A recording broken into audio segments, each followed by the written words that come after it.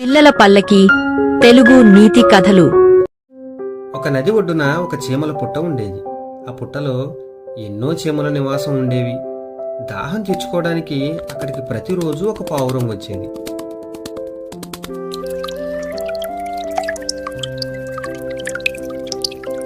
చీమలు ఆ పావురంతో స్నేహం చేయడం మొదలుపెట్టాయి. ఇలా కొన్ని రోజులు గడిచింది. ఆ సంవత్సరం వర్షాలు బాగా కురిశాయి.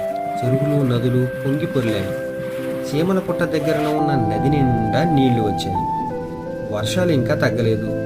రోజు రోజుకి నది నీటి మట్టం పెరిగిపోసాగింది. ఇలాగే సాగితే తమ పుట్ట నీళ్లలో మునిగిపోయి తామంతా చనిపోతామని భయపడసాగాయి చీమలు. ఆ రోజు మామూలుగా అక్కడికి వచ్చిన పావురం చీమలు దిగులుగా ఉండటం చూసింది.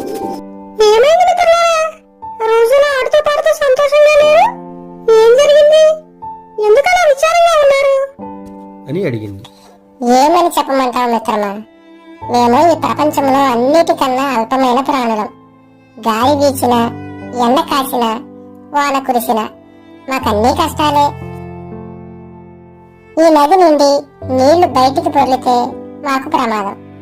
మా నివాసం ఆ నీళ్లలో కరిగిపోయి మేమంతా చచ్చిపోతాం. ఆ ప్రమాదం ఎంతో దూరంలో లేదనిపిస్తోంది. మరి ఇక్కడ నుండి దూరంగా వెళ్ళిపోతే మంచిది కదా. ఎక్కడికని వెళ్తాం, ఎలా వెళ్తాం? మా బంధువులు నది అవతల ఉన్నారు, కానీ అక్కడికి చేరుకోవడం మా తరమా అంటూ దిగులు పడ్డాయి చీమలు.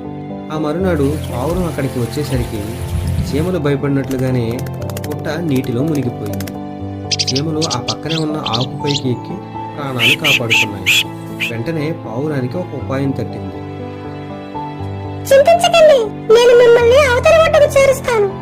త్వరగా మీరంతా వచ్చి నా వీపు మీద ఎక్కండి.